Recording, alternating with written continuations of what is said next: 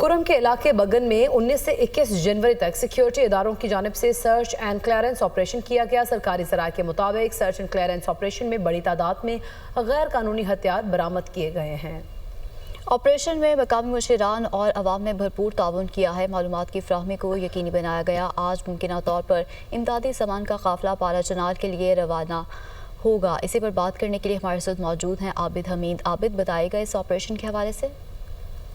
जी बिल्कुल, एक बड़ी खबर है। जिला कुरम जो लोअर कुरम में जो सर्च एंड क्लियरेंस ऑपरेशन हो रहा था वो जो है वो मुकम्मल कर लिया गया है। हम कह सकते हैं कि फिल वक्त ये ऑपरेशन मुकम्मल कर लिया गया है, जिसको बहुत बड़ी तादाद में असलहा बरामद किया गया है।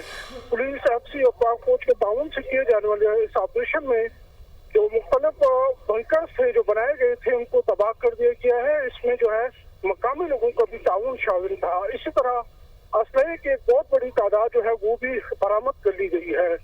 और ये भी कहा जा रहा है कि इस बात का इम्कान है कि आज जिला कुरम की तरफ जो है वो अशाए खुर्दनोश का जो और अद्वियात को जो एक काफिला जो है वो रवाना कर दिया जाएगा।